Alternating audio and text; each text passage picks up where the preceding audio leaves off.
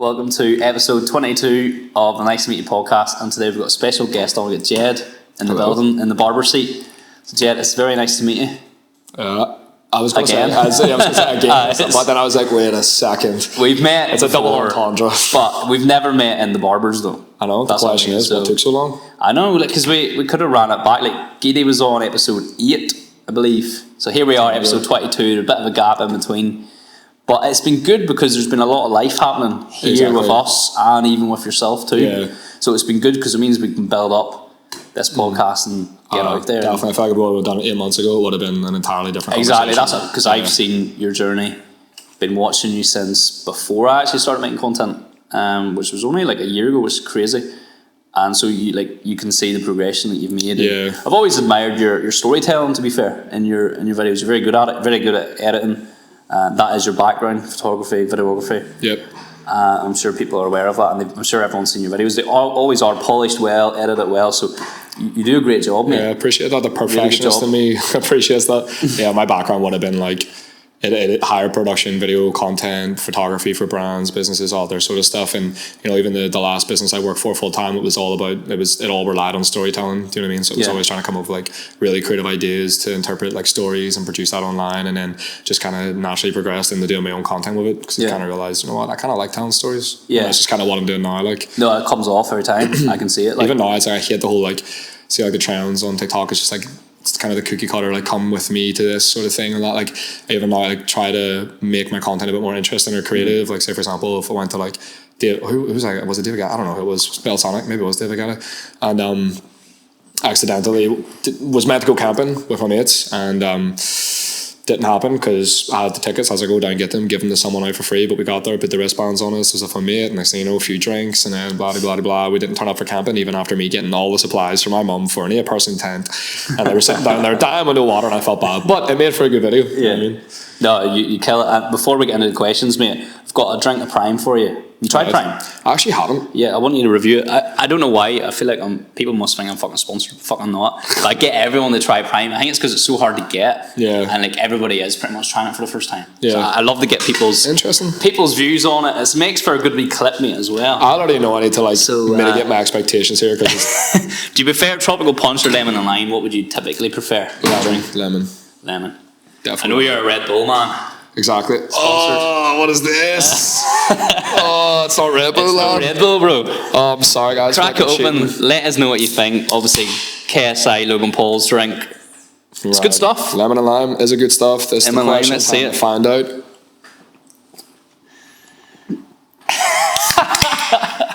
Get yourself some tropical Red Bull in your life here. Nah, lemon and lime. That one's actually kind of nice, to be honest. I didn't really know what to expect. It is quite good. Is this an energy drink? Yeah, that's an energy one. So they've got the hydration line, which you've probably seen, like the actual bottle, plastic bottle, and then that's the caffeinated, carbonated energy drink of it. But it's not bad, but no Red Bull. No Red Bull. Can't compare. Can't compete where you don't compare. I Prime, you heard it here first. Red Bull on top. Logan Paul, you're not beating Red Bull over here, like definitely not. So where are you at right now with life? Then you sort of mentioned there, background in photography, videography, but you're more of like a social media character now and have your own wee personality. You're making content for yourself. So where are you actually just generally at in life with things work wise? Still trying to figure it all out, like, because people don't really know what I do. Like, I do social media content for brands and businesses, so it's just the way it works is kind of like it's a monthly retainer sort of thing. You get clients on board that you go out and you advise them how to create content better, or you go in there and you create the content for them and educate their team while you're doing it, or you become the face of a brand and then create regular monthly content. So that's kind of how it works. I just get like 3 recurring retainers basically. That way it allows me to make good money and also have like a lot of free time to myself. Yeah. And that's what is being able to fund the lifestyle. But obviously it's not always been like that. I had to work 5 years busting my balls, 12-hour days every single day just to get to that position where I understood the value of the work that I was producing, and that's the only reason why I'm able to charge the amount that I do now. And I find the value in the content of my work. But then also on top of that, I get to monetize my own social media platform. Like, I'm doing a collab now with Outsider, and there's like all the brands in the background, because I've realized this last year, as you said, it's just been like a social media character. Like, it hasn't really been me. I've only really been doing it for fun, and that's why I believe like I'm in the position where I am now, because I have so much fun with what I do. I've always loved making videos, but now I'm at the point where I'm like, why have I not monetized this more?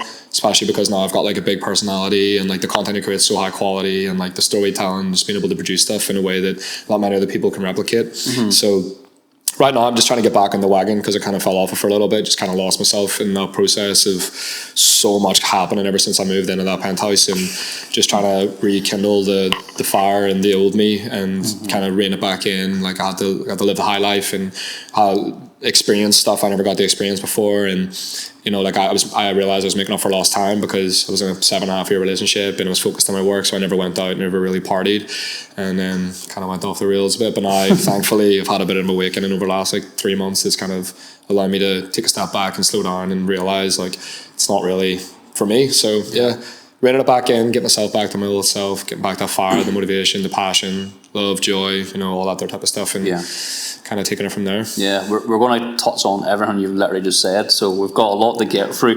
But I want to start with your recent story. I think you posted a TikTok video about it as well. You went and seen Jesus Revolution movie, and you were very open and honest about how you felt coming out of that movie. Like you felt like you sort of triggered about your views on God after watching it, and you mentioned about maybe not feeling happy, truly happy, deep down. Where are you at with that right now? Like, how do you truly feel? I feel like even then, it's been like a week or two since I even posted that video, and it's like I already feel now like as this kind of journey progresses, I'm starting to feel a bit more fulfilled because I'm kind of searching for things outside of like, you know, the short-term vices and experiences that you have that can go to your head, in the sense of like I feel like maybe I was kind of clouded by everything that was going on in the last load of months, of like the cheap thrills of going out and getting recognized, like 100 people maybe on a night asking you for photos and all this like mad stuff that you're just thinking like I just like making videos on that, like why are people even looking at me in that light? And I think that's something that kind of went to my head in a way. I kind of felt like whenever I moved in the penthouse, I was like, he had even saying penthouse sounds so egotistical, but like moving into that apartment, like and I knew there was going to be a part of it that was going to be really, really good, but I also kind of felt like there was something bad that was going to come from that.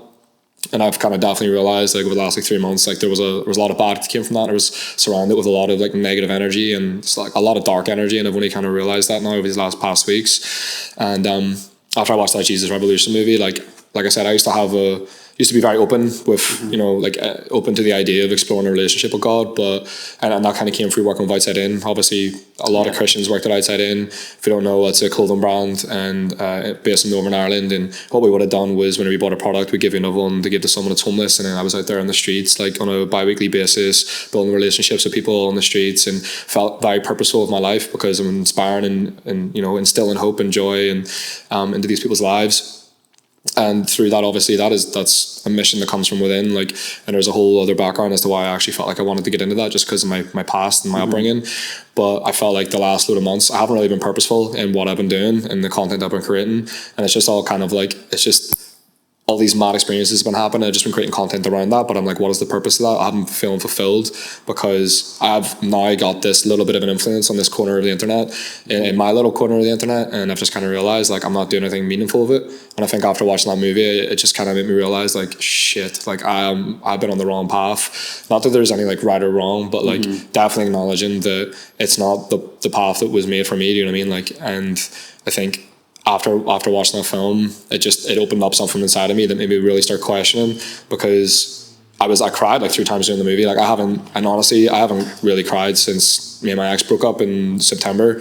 And like for me to start feeling so overwhelmed with emotions, that's when I started really questioning, like, why do I feel like this way every time I think about God? Why am I literally fighting back tears? Like even right now, I'm like, even just mentioning his name, like it fills me this weird emotion. And you know, growing up in a very Catholic area, like you're forced to go to mass on the Sundays and you have to learn it in school, which is why I was really put off of it, because Catholic church is the worst thing in the world. No harm, like so different to church, like normal. Yeah, exactly. Like you go in there, you sit down in absolute silence and just sitting in mass, like it's the most boring experience ever. Like it's something that when you're growing up, it puts you off, which is why I never really wanted to open myself to God. But then through that experience of like Outside and all, like I'm, because I was in a very dark place mentally, and I have been most of my life, that's whenever I started to kind of feel like, whoa, like there's like things are starting to make sense for me now, like the reason why I'm still here and all that type of thing. And it's definitely in these last like 2 weeks that I've kind of really started soul searching again and just trying to figure out like what is the next move for that. You know, like I'm going to go to church this Sunday, first time in like 2 years maybe. And you know, I feel like the difficult thing, especially with being in Northern Ireland as well, like religion's very looked down upon here, especially within our age group, and that's why I was always kind of afraid to even talk about it online, because obviously people don't see it in like a good light, whereas I think like, you know, I don't think I will ever be like the ideal Christian. Like that's just something I just don't expect of myself. But I do know like that relationship you have with God is very personal, and I know that at the end of the day, like he loves you, and he's there for you, and for whatever decisions you decide to make, even when sometimes it feels like he's not working there for you, he's always working in the background. And I think that's just something I want to open myself up to and explore. Yeah. If that makes sense, a whole lot around there. Like, No, that makes perfect sense. I feel like I haven't had the opportunity to actually talk about this stuff, which is why it's Yeah, just, and that's why I'm glad to have you. And it was one of my main topics for today was the topic of God, because I've seen you touch on it on little bits through your TikTok videos and through one of your episodes on Hard Listen as well with Kaz, I believe. So you have touched on it, and I always sort of seen something in you where you do want to talk about it, but you maybe you're just careful about how you talk about it, because it's such a sensitive topic. Like everybody has their own view of God and religion. And so it's hard to talk about it and be fair all the time, especially when your own personal experience isn't good as well. So but I completely relate to what you're saying there about putting out content that doesn't feel purposeful, and even I fucking like have that with myself, mate. Like sometimes like I'm just asking questions for the sake of asking questions, like is there a point, is there an actual answer I'm wanting to get? And it can feel like that, but how do you go about making content that is purposeful but not coming across like cringy?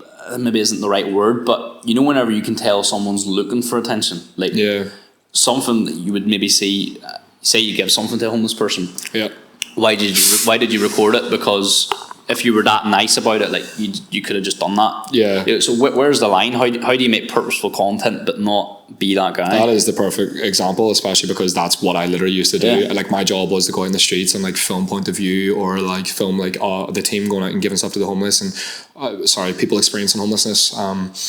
And that was obviously a big contention even in the marketing and stuff like that, because people are always going to think like, oh, you're only doing that for attention or whatever. But it's like, if you can do it, and it's a good thing ultimately, it's just taboo because people are afraid of like how they feel and how they about themselves, because I know a lot of people out there, they probably want to do the same thing, but they're afraid of like what the reception is going to be. But see, whenever it comes to like, say when I was out in the streets giving items to people that are homeless, and giving food and all that other sort of stuff, the thought process we would have had behind it to kind of stay us on track was that it's going to help inspire other people to do the same thing. Even if you do get backlash, those people aren't going to help anyway. They're not going to do anything that's going to be meaningful or purposeful, so they're just going to sit there and just backseat argue. And I think it's definitely a difficult thing. You have to be in a good place yourself as well to be prepared for that to come, because that is inevitable. Like people are going to be critical, and they're going to be they're going to have a negative perception of that. But my perspective is like, if I can inspire, like when I was outside, and inspire other people to do the same, if even it makes one other person to go out there and chat to those people that are on the street, then it's worth it for like the 10 or like the 20, 30 comments you'll get people trying to be negative. Like I'm out here trying to do stuff that's actually good for the benefit of the world. And I think that when you're beginning, it can be difficult because people don't know like who you are and what your heart is and what your intentions are, which is why, like, if you just dropped in, for example, if I just dropped in now today, like me giving out like products to someone that are homeless, people be like, what the fuck? Like, you're just doing this for attention because you're an attention whore or whatever. But I think once like people see like your intentions and your personality and the type of person and what your values are and what you stand for, and the more they go to over time, then that's when it makes more sense to start integrating it into your content. Like, for example, like I'm an ambassador now for a charitable company called Include Youth, which works with underprivileged kids from underprivileged backgrounds, essentially. And that's something I want to touch on a lot more, because I feel like there's a lot of things that youth workers do out there that goes absolutely unnoticed. Like, people are out there dedicating their lives to help kids become better and building themselves. And I was a part of a youth program when I was younger, and unfortunately, like a lot of the kids that were in a similar program, they never made it out of it. And I think that it's, whenever you feel so passionate about something, I feel like it's my purpose now. I feel like it's my mission, like to do something meaningful with the attention that I now have.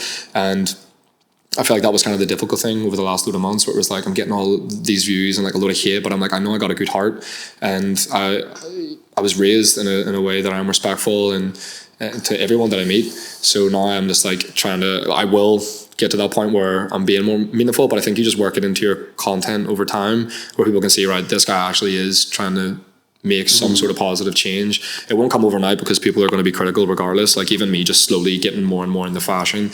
Like when I started making like get ready with me TikToks and stuff like that, Jesus, the comments, madness. But like now people are just kind of starting to accept, right, that's Jed, that's what he does now. He's a bit of header, you know what I mean? He's a bit flamboyant, you know.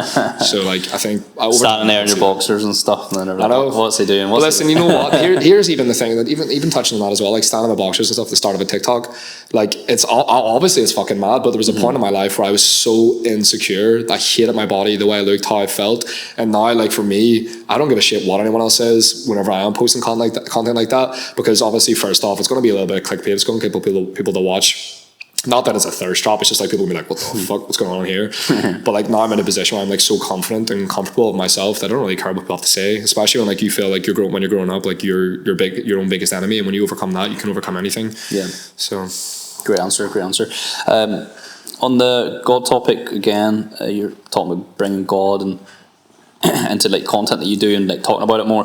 What is the one thing that would probably put you off committing to a full blown relationship with God? As I know, I've grew up Christian my whole life basically until I was about 21, 20, and I fell off a good bit. And I still to this day, like some people do ask me like, oh, would you consider yourself a Christian? And I always say no, but yes, because I do believe Jesus deserves the best PR and best marketing and the best media team ever. Do you know what I mean? He deserves the best PR, and maybe I'm not, because as the Bible does say, like, if you live by one verse but you don't live by the whole book, like it's basically pointless.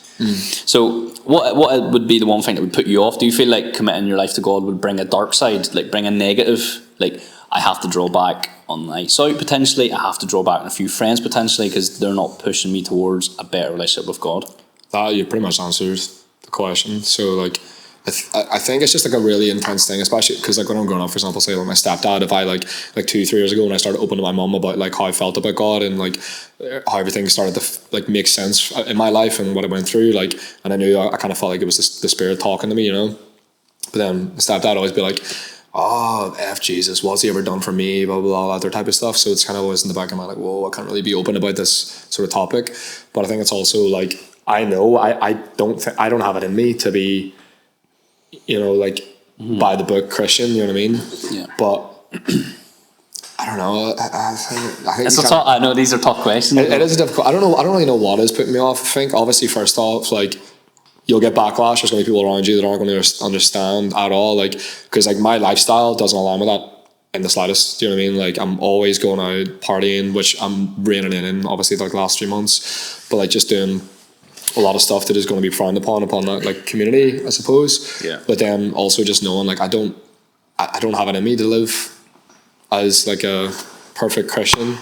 And like, at least at this current moment in time, like that's how I feel, and I'm kind of afraid to like fully commit because I don't want to be letting people down or like trying to portray this image online that I'm not truthful about and honest about. And yeah, I think that's just kind of. How did you get? Will you say you fell out of it? Did you ever get back into it, or?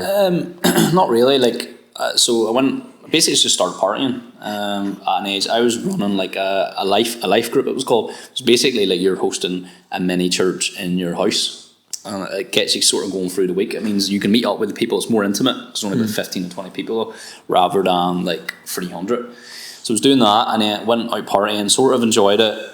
Got a bit of attention from some girls, and I was like, I sort of like this. That's quite nice. Like, never had this before. Yeah. And then explored that for a while, and I just decided enough was enough for me. And the church I went to sort of fell off big time anyway. So it was on the down, and there was no real good church around that I felt like I wanted to belong to or go to.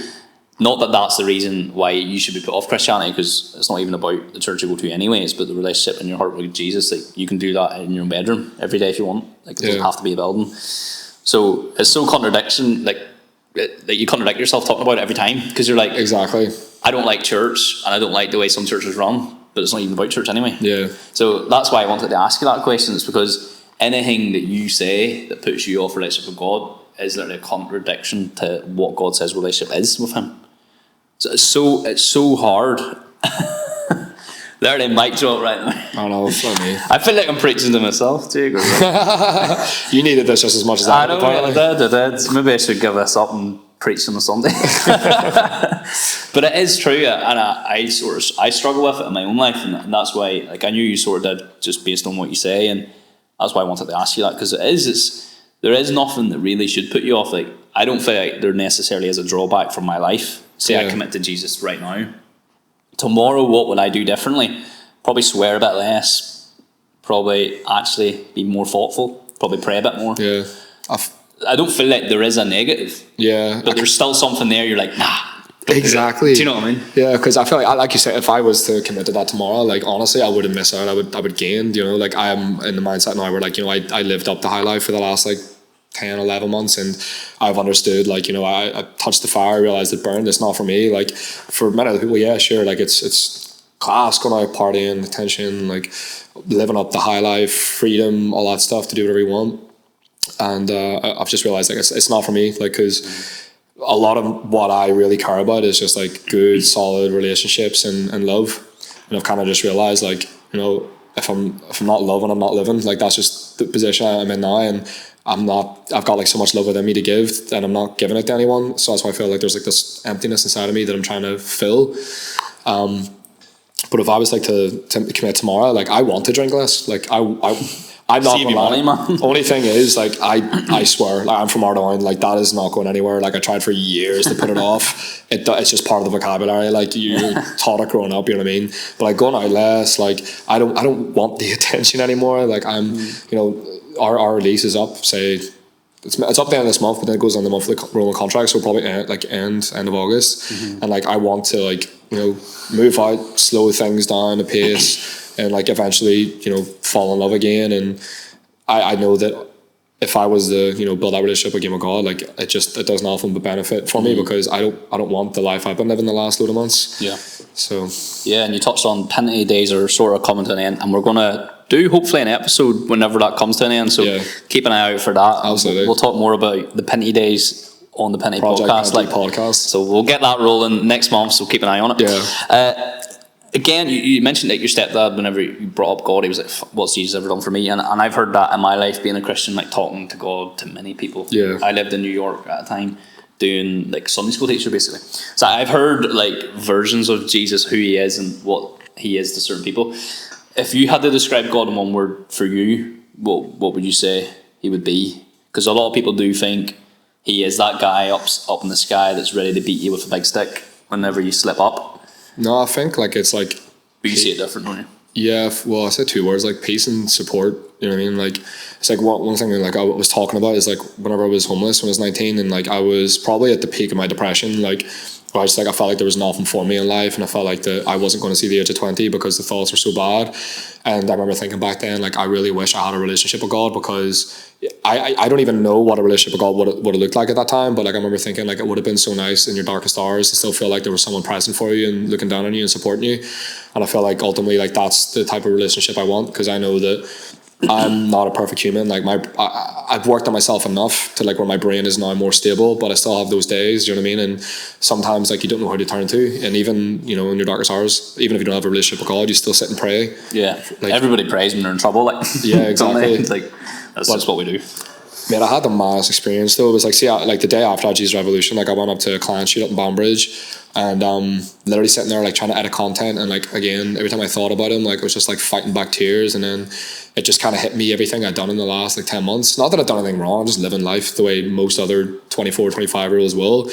But I was literally, like, going home and fucking crying my eyes out in the car, begging him for forgiveness. Like, I've never experienced anything like that.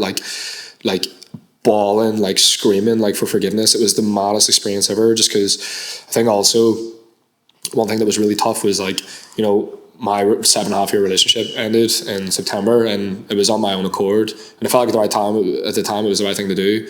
And, you know, don't know if it was the right thing to do now. I don't know if it was right. Like, I felt like I needed to go all in on myself during that time, and we both were spent so much time together that, like, we needed to be our own people for time. And, you know, I went down a path I didn't expect myself to go down at all. Like, my whole thing was like, I'm going to focus on work, and the next thing you know, you slip into this party stage where everyone around you and your age group is doing all that stuff. So you go out, you try things, you experience stuff you've never done before, and just kind of realize, like, in the process that it wasn't the right thing to do. Like, it was just, like, not realizing because I was so caught up in the moment. Like my life has been so fucking hectic the last 10 months that I've been living moment to moment that I haven't had time to slow down and actually reassess and how everything's moved, and just kind of realized like I probably really fucking hurt her without realizing.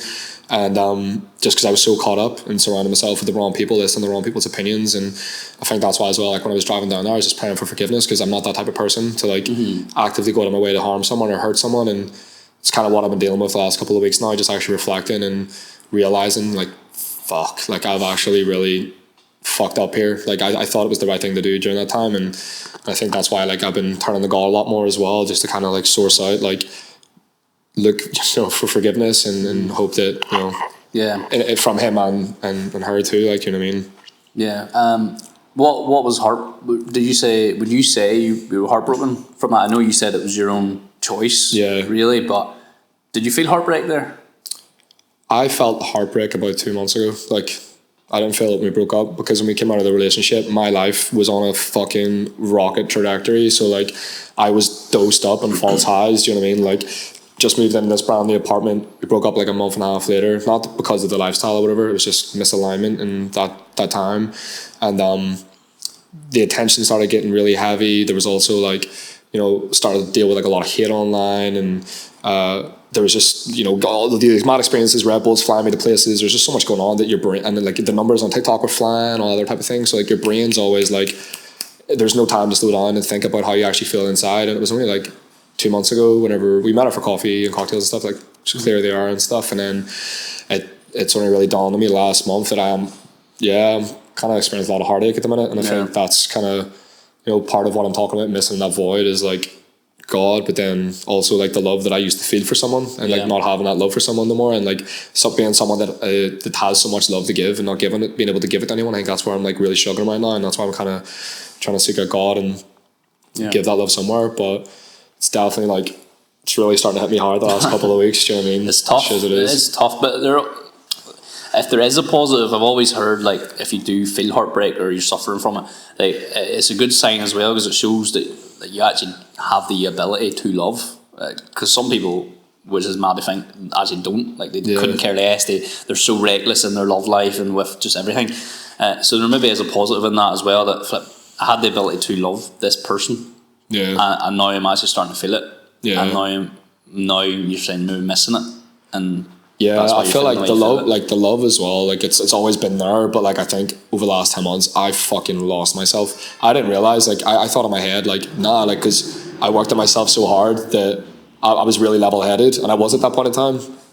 But not like, honestly, nothing could have prepared anyone for the experience I went through the last 10 months. Like just how high everything was all the time, and then obviously like having to deal with hate and having to go through like this almost little bit of a fucking villain arc and just absorb it and take it for what it was. But I don't know, it's a scary thing as well now, especially like because I'm not the type of person to go in between like flings and like, you know, go date multiple people and stuff like that. Like I'm a proper lover boy, so like it's kind of scary to think about like maybe not being able to open up in that way with another person again, or like maybe not being able to love someone as deep. And I know I'm only 25, like I'm still young, like I still got time to find that out, like and you know, settle down with someone and stuff. But I think it's just like a weird thing to process in your brain when you start feeling that again. You're like, oh shit, word, I know this. What do I do with that? Yeah, because it leaves a wee bit of a scar, doesn't it? Like on your heart, you're like, oh. But you answered sort of my next question. I was going to ask you, how would you describe yourself in a relationship? In a relationship? Yeah. The best boyfriend on the planet.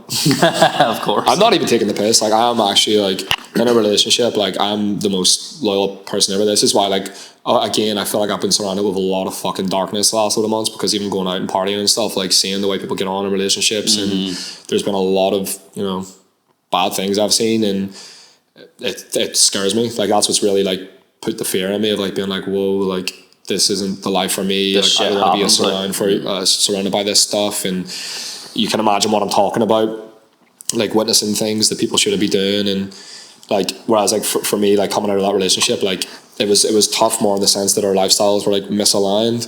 And, you know, at the time I was trying to like deal with like this influx of like attention and newness and like freshness of like, you know, getting flown to places and traveling and all that there sort of stuff, and the attention, whereas like now like it's the normal, you know what I mean, it's not like a massive high. But like in a relationship, like that's why like I feel like I'm always searching for. I'm going to be searching for that now for a while, like trying to find like right. Can I get back into a relationship again? Because I have so much love to give. Like I've realized like even my friend Nikita, he's kind of in a tough position right now with like work and stuff. I'll not get massively into it, but he's been basically like living between me and his mate, our mate Shane, and like we've been. I think I met both of them that time. Yeah. We've been having to do a lot of providing and stuff like that, but I've kind of realized like I am a provider. Do you know what I mean? And I think like a lot of this stuff obviously circles back down in the childhood and the way you were raised and stuff that went through and all that. And but I feel like I'm definitely, once I get out of this shit that I'm in right now and put my life back to normality, like I'll be ready for that sort of stuff again. And then. Is it? People do say it's more productive to be single. Some people would say. Some people would say you lose a bit of your age when you enter a relationship because you know what it's like. You've been in one for longer than I have been. Like she wants to chill and watch Netflix, and you have to spend time with. Like, of course, you want to do these things. Like, of course, that's why you're with the person. But at the same time, it takes up a good bit of your life, and some people would say it does make you lose your age a little bit. You settle a bit more, and then you start to plan like down the line, like getting engaged, getting married, having kids, and therefore career and dreams and ambitions sort of take a wee bit of a back burner because it's very hard to juggle both. Did you feel that way at all, or what's your experience? No, not at all. I think you just have to find the right person. Like you have to find someone that's always going to be willing to support you and back you and actually prop you up too. Like that's something we always would have done. Just always like pushing each other on just to be the best versions of ourselves and stuff. And like especially being an ambitious person, it's what you need in a relationship. And then I think if you start to feel that way, then maybe, I don't want to say this because it's so rough, but like maybe it's just not the right person for you. As tough as it is, like you don't want to settle. Like you don't want to settle for less. Like if you feel like you want to go out there and fulfill your dreams and your ambitions, like and you want to have like your ride or die partner, like it has to be someone that is going to be doing that for you, with you.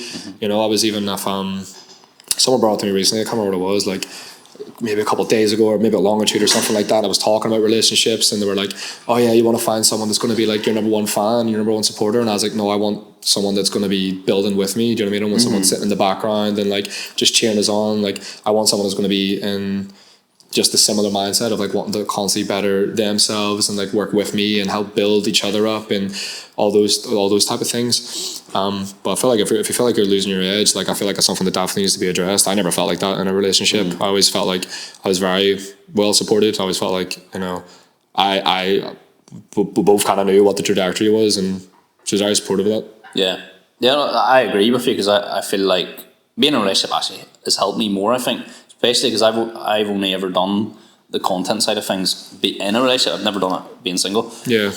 She was with me beforehand, and it actually pushes you to do more, and it makes you settled, but in a good way. You don't feel like you've missed anything. You don't feel like I've missed the club tonight. Yeah. Which is like positive, a like great thing. You know what I mean? But that's my experience as well. I feel like I've had nothing but to gain. Oh, how long have we been together now? Nearly 3 years. 3 years, yeah. No, definitely. Cause I think because when we met up for coffees and stuff like that, and she was kind of saying like the lifestyle's not attractive, and I was like, trust me, I fucking know I don't want to be in this lifestyle either. It's not attractive to me. But oh no, I just lost train of thought. What were we saying there a second ago? Oh yeah, about going out. No, obviously, like when you're a single person and you've got single mates that are doing the same stuff, like going out to clubs and just partying and all that sort of stuff, like you kind of sink into it. Whereas like when you're in a relationship, like you find joy in other ways. Like I'm not going to sit with my boys and watch a movie and eat pizza on a Saturday night. Don't be wrong, during the week, absolutely love it. It's great, but you don't have the same type of love. Like, do you know what I mean? Like whenever you like, especially. I love this conversation. This is great. I haven't really spoken about this stuff to anybody.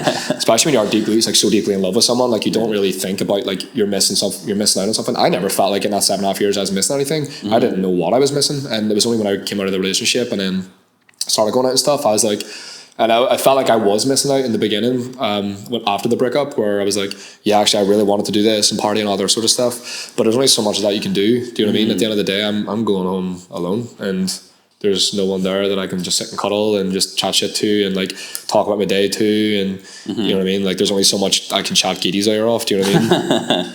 Yeah, he's not going to be cuddling you on Saturday nights and stuff like that. Sometimes Well, I swear to God, sometimes I'll be like, if my guy mates come over to stay and stuff, and like they want to leave like halfway through the after party, I'm like, lad, you're not going home. Stay. If I wake up alone, lad, I'm going to be depressed. Like, I need someone to just sit there and just be in the company with. Need some bunda time. Yeah.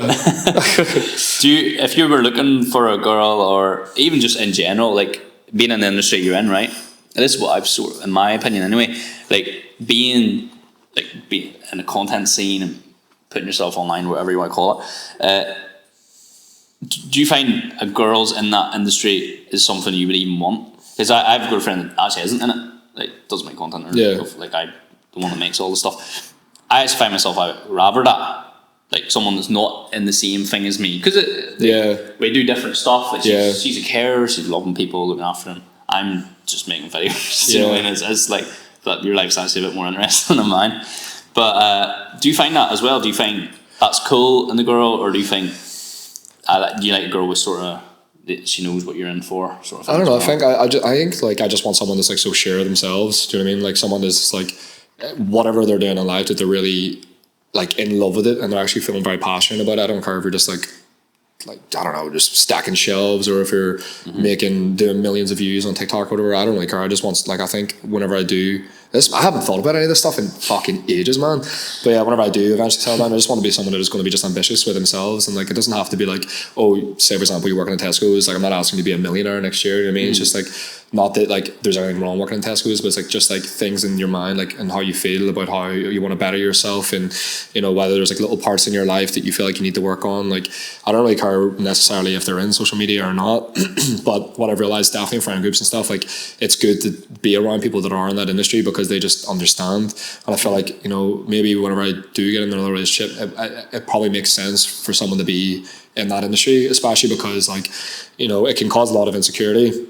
And something I dealt with for years, just because I used to be a photographer working with female models and stuff like that, where it can be difficult for like a relationship to balance. I'm sure a lot of photographers and creators and stuff kind of experience this too, and I think it just, you know, I will want to find someone that's going to be understanding that, like, when I'm with you, I'm with you, and like when I was with her, I was with her, like, you know. But there's only so much you can kind of say and do for a long period of time, and I feel like maybe whenever I do get in a relationship again, would it be a bad idea to get someone with a content creator? But I don't know, it might look so like fake as well. That's the only worrying thing. It's like just internet relationships. I'd rather be with someone that's, I don't know, we're just on the same vibe. We just have fun, and we core values line up. Yeah, exactly. Yeah.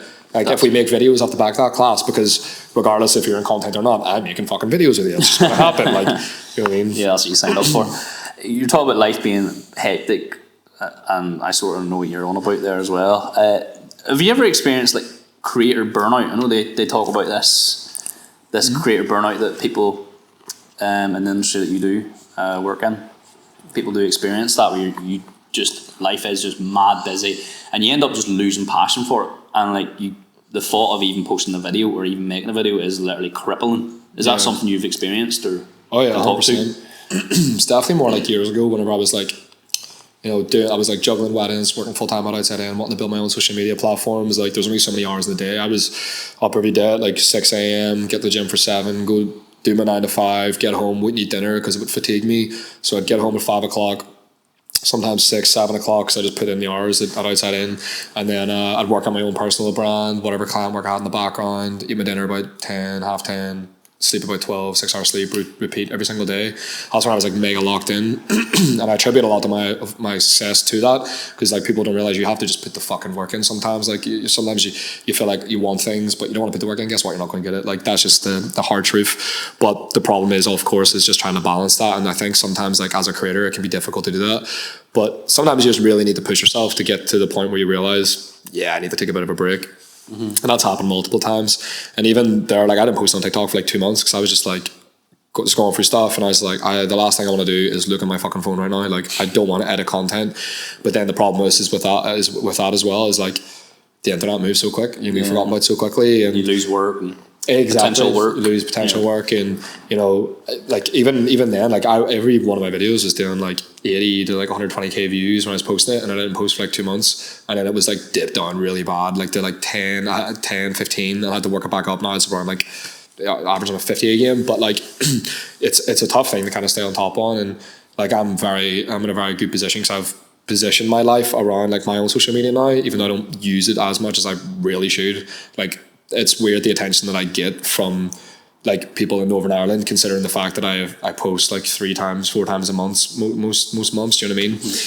But I think like one way to deal with that is just to you don't experience burnout, like you burn yourself out, you know what I mean? And a lot of that comes down to planning and how you schedule your time. Like what you have to do is say you have your 9 to 5, you want to make the social media stuff work well, you have to figure out where you're going to be able to sacrifice time and change your slots around. So on the weekends, what you could do is, say it comes to Saturday morning, you write out your scripts, you write out the content that you want to be filming. Sunday you film it and then you edit it that night or something like that, and then you have a whole week's worth of content to produce. You don't have to worry about having to create more stuff. You can do your 9 to 5 stuff, live your daily life. It's just all about trying to figure out what the process is and how that works for you best. Yeah, I think through my experience anyway, doing the content creating, like if you really do want something, and I've noticed it more in my life now than ever, like if you actually wanted it, like you would actually have it.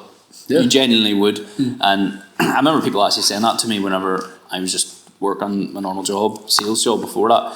I always thought, oh, no, but like you don't, like sometimes there's maybe a bit of luck, and maybe there is still a wee bit of luck, but like if you actually wanted to be a footballer, you would be a footballer. Yeah. Like you would have put the work in. And I've experienced that just doing the content I make. I've like got things I wanted that I actually didn't think I believed I could have got it, and then it came and I was like, flip, if you actually do put the work in, sacrifice the time as you say, put it aside, you can get there. Like the problem is like people don't see the long-term vision. Like it's something I dealt with years ago. I was like, I wanted to know like that instant gratification, but you just have to realize like good things take time. Alex Hormozy has a really good quote. Like he says, sometimes like people that are really successful, the most obvious thing they've done is just do the most common thing for an uncommonly long period of time. Because a lot of people will try a lot of things, but they won't do it for longer than most people. And if you do it longer than most people, then you're going to give yourself a better chance to succeed. And that's kind of what I done as well. Like it took me 5 fucking years to get to this level in the last like 8-9 months. Like that's what people don't see.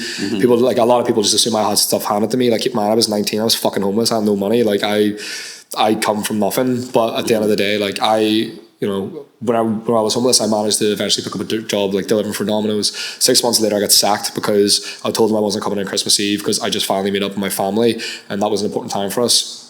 They said that's fine. On Boxing Day, they called me, say bring a uniform, and I was like, I can't get a fucking break. And after that, I was like, I'm never working a normal job again. I think I was 19 at the time, so that's when I was like, right, I'm gonna make this work. I had to sell like a load of possessions. Like I bought like this brand new like £500 printer that I got some like from last minute weddings and stuff. So I was gonna like do this like we wedding like print business, all that stuff. But I had to pay my rent, so I just moved in this place. And but I realized, I just knew then and there, I was like, I'm never fucking going back to this. And you have to make sacrifices along the way, whether that's monetarily or like your health or whatever it is. It's going to be so tumultuous, but like life isn't like that. It's like fucking that. Even now, it's like people will look at me and think I'm living the best life, and on paper it looks like it, but I'm still like fucking this all the time. Like, but you just have to do the most common thing for an uncommonly long period of time, and then like you say, if you work hard enough and you want it bad enough, you can have it. You just have to have the ability to see that, you know, the end result isn't the goal, you know what I mean? The process is the goal. Like you want to be able to actually thoroughly enjoy what you're doing right now in this present moment on your day-to-day life, because you're going to get to that end goal, and whatever that could be. Like me, it could be a full-time social media content creator. Guess what? You still want more.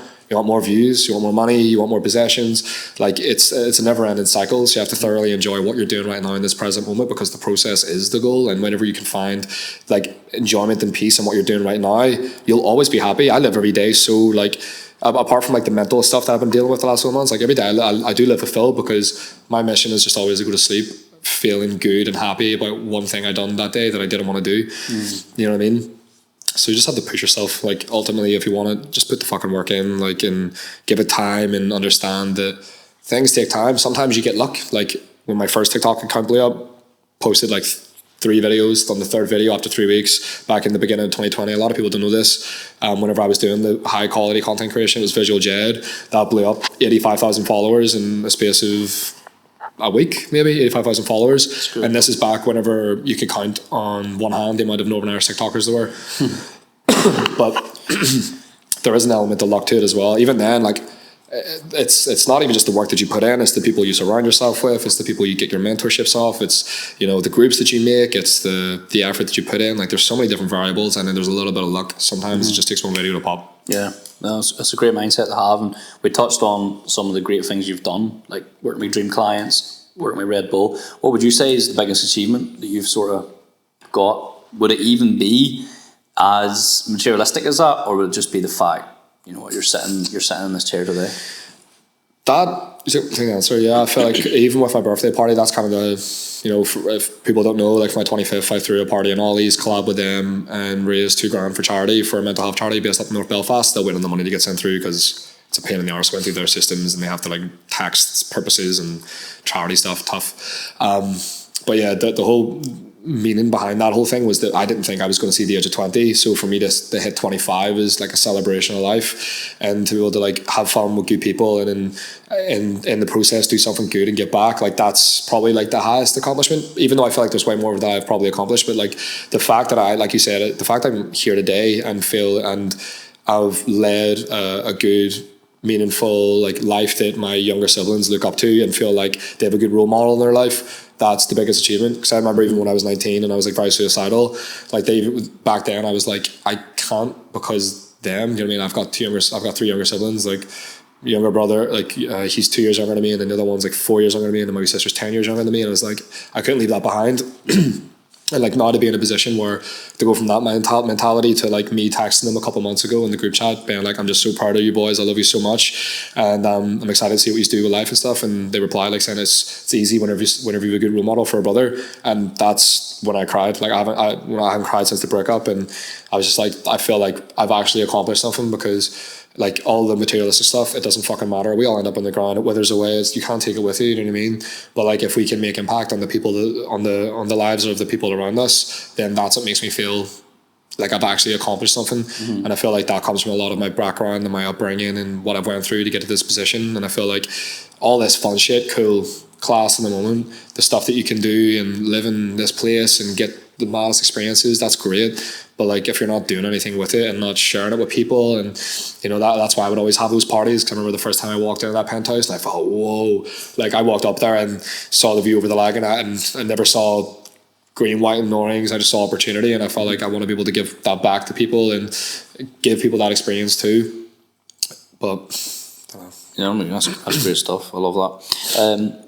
Talking about Northern Ireland content creators there, you were saying at the time you started making content, you could count on your one hand how many there was. Now you need 2 hands, 2 feet, 2 toes, yeah. 2 feet, maybe more now.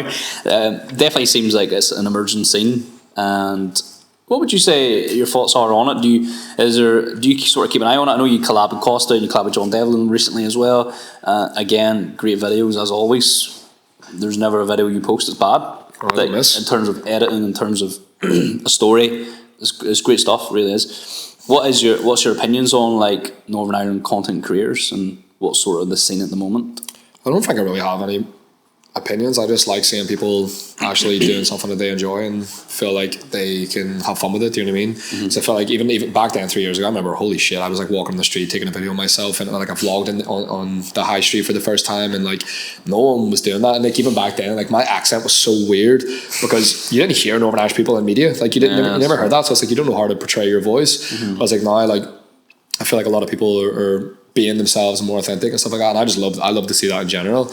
I think definitely there will be a scene. I think it just kind of depends on what way people want to approach it. Say, for example, like, you've got the comedians, like, that's, they have their own wee sort of thing, don't they? Yeah, like, it's done really well, but yeah.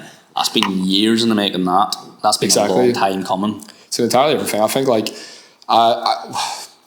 with Costa said we don't collab enough in the last episode. Oh, I agree. There's not enough collabs to be a scene. Yeah, that's why I fucking love doing the collabs. That's why I initially reached out to Costa to end the beef with Gady. These are welcome. Signed the fucking Northern Irish treaty there, like, and then John Devlin as well. Reached out to him the other week to get Costa done as well, and all this sort of stuff. Because then everyone's like, "Whoa, this is like a Marvel crossover episode," but it should just be a thing. Do you know what I mean? And I remember, like, whenever me and Gady were kind of just accepting the characters that we were in the beginning of the year, which I'm no longer anymore. I'm just putting that out there. Like, I'm not making that content anymore.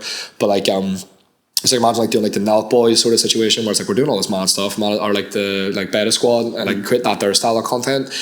All it just takes is someone just to do it. Like I think there's a lot of like really, really good talent in Northern Ireland. I've seen this for years. Like, and I think it's so much untapped potential in this country. Like whether you're a comedian, content creator, like whatever field or industry that you're in. Like if you can really just go all in yourself and like believe in yourself, like you can really become something. And like you look at Olivia, for example. Even my client in the crypto space, they went with me like and pay me good money, like, and a lot of it is because I'm Northern Irish. It's unseen, you know what I mean? Like our accent and like our vibe is so different, and like the crack that we have and all that sort of stuff. If you can find a way to actually utilize that, I think there's a lot of potential for it to blow. And I actually watched the Costa podcast last night, and even the way he was talking about it in like the film industry as well, like it's starting to be more recognized, and like people get nominated for Oscars and stuff like that. I think it's really cool to see. But I think definitely it could do with a lot more collaboration, which is why sometimes I'll just reach out to John or Costa and like do those sort of things. I don't really know who would next be on the radar. Maybe we should do something realistically. Like I don't even know why I'm sitting and asking myself that question.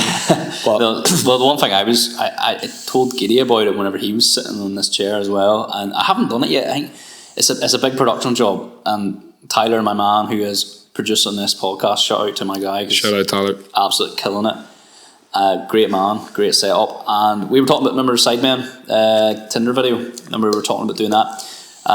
So the idea was, you've seen Sidemen Tinder, I'm assuming. Yeah.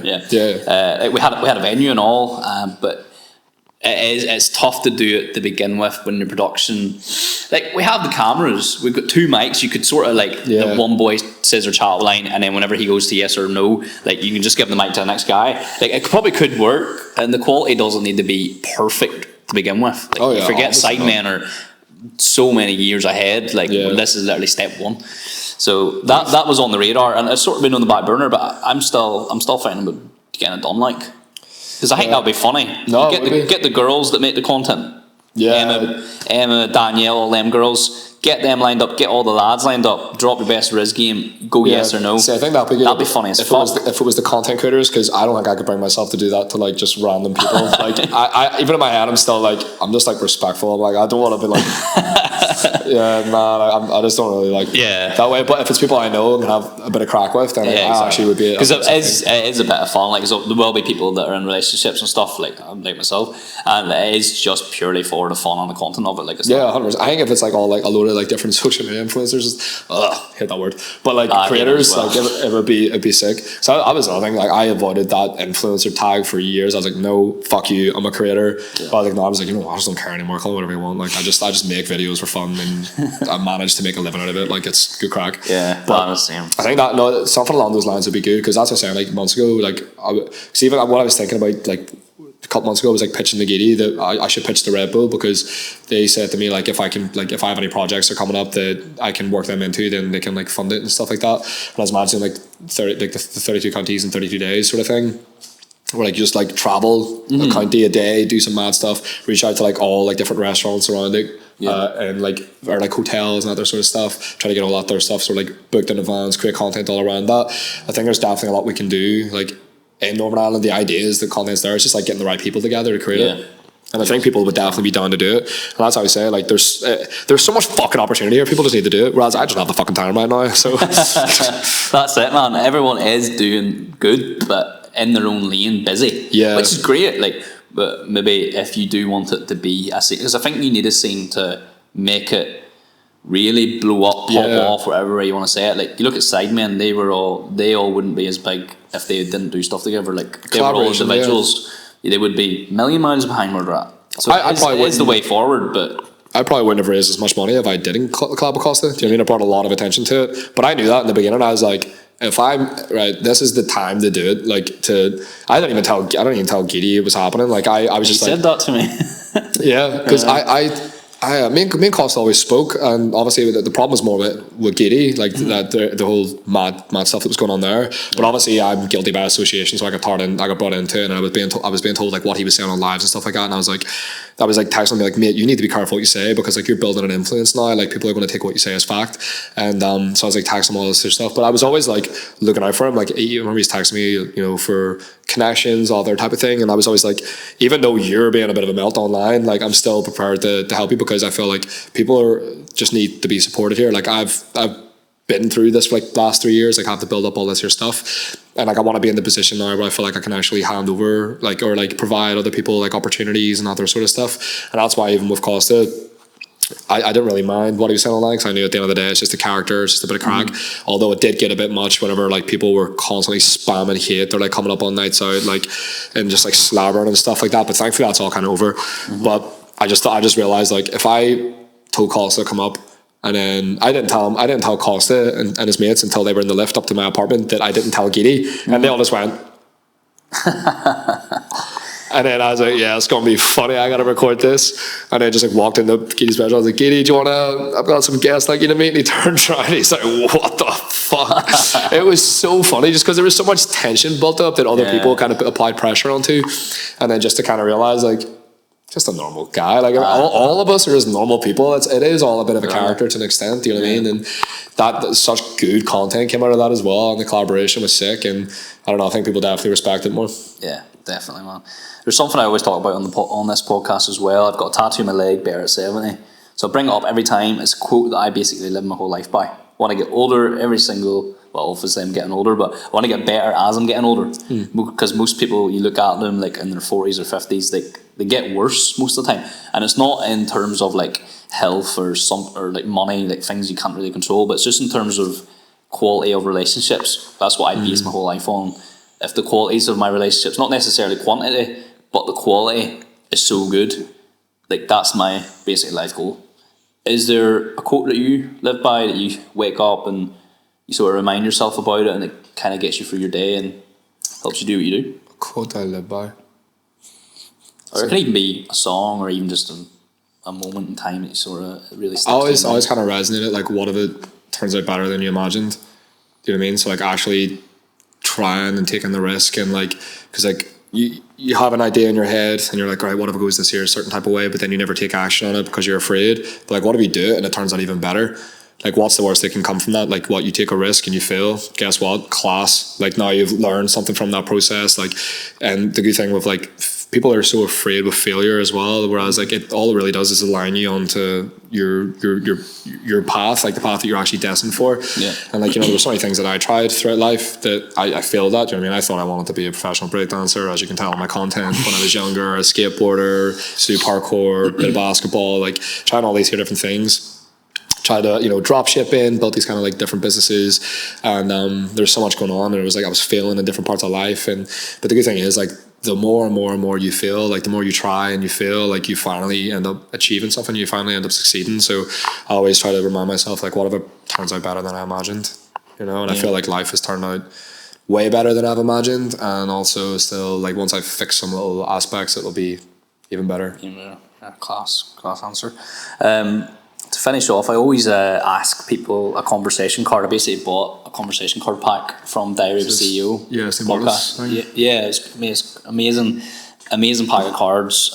They're sold out again, and I recommend them, mate. They're so good. Like, even if you want to borrow them sometime, like, let me know, because they are so they're so open-minded questions, man. It really makes you think. Yeah. And me and my girlfriend used them actually in holidays whenever we were away there, like last month. I love stuff like that. And man, it questions you don't think about. Oh man, it's like sort of like the conversation we've just had today. Yeah. It makes you really think, and it really does open your mind to go, like, how do I actually respond to this question? Like, what is my core belief? Like, it's amazing, absolutely amazing. I didn't bring them with me today, but I do know one off by heart, which is what I'm going to ask you. I actually wrote it myself. They leave a blank card, and you get to write one yourself. So I wrote one. Stephen Bartlett reposted it as well. So it must have been good. Must have been good. On the next stack of cards. My conversation card question is: what do you want to be known for?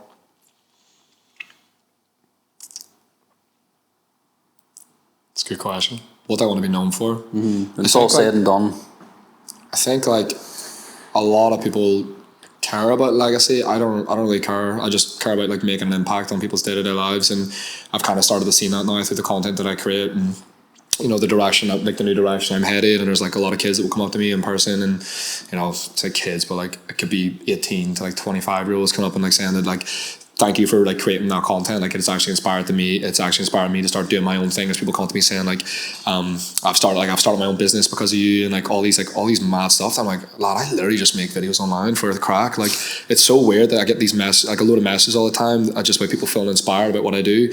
And I think like if I want to be remembered for one thing, I think it's just like, I guess like just taking a chance on yourself. You know, I think if you're someone like me that has went through like a lot of trauma through your childhood and, you know, experienced some dark times, and still I turned out okay. Like I want to be able to use that story more and inspire more people. And, you know, I'm in such a good position in life, apart from the little bit of emptiness I feel inside that I'm going to fulfill. But I'm in such a good position in life, especially like I should not be here. Like statistically speaking, like I shouldn't be here. But I still am, and I'm still going, I'm still pushing, and I want people to kind of take inspiration and motivation from that and see like if they want to start something online and do their own TikTok. Like I've said it multiple times to people when they come up to me at nights out, should I start my own TikTok? Yes, you fucking should. Look at me now, I get to fucking fly around all the places. I got the freedom that I never could imagine and starting to do well for myself, and all that came from just me not being afraid to post. And I hope people can kind of take some sort of inspiration from that and hopefully start making an impact on their own lives in a positive light. Yeah. Great answer. And it was really nice to meet you. And I feel like on behalf of people watching this and listening to this podcast, they've met a different Jed, I would say.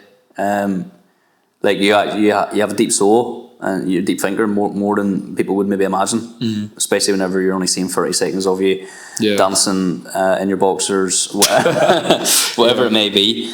So, man, really good chat with you tonight. 100%. I really appreciate you coming down, taking time out your day to join this podcast, and there's been plenty of value in this for people listening. And generally, if you have any questions for Jed, you want to chat to him, you can find him. Where can people find you at, Jed? I don't really use the visual Jed stuff more. It's kind of more for like business. But like if you want to get me, my DMs are always open. I try to provide any support or guidance to any people that are looking at. It's at ged.jpeg on Instagram, TikTok same. But you can't really do DMs on TikTok but yeah, you're more than welcome. Jump in the DMs, have a conversation. And if you're new here, make sure to go ahead, hit the subscribe button, press a little like, drop a comment of what you thought, 100%. And hit the follow button on the platforms. Thank you very much, my bro, for having me. Appreciate it. Take care. See you guys.